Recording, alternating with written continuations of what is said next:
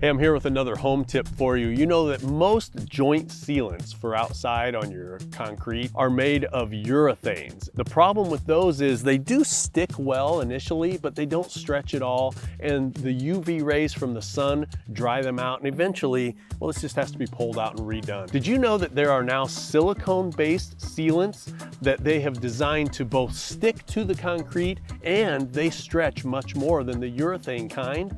It's called Nexus Pro, and you're going to want to look into that because you'll do Nexus Pro one time, not multiple times, and seal all the joints in your driveway.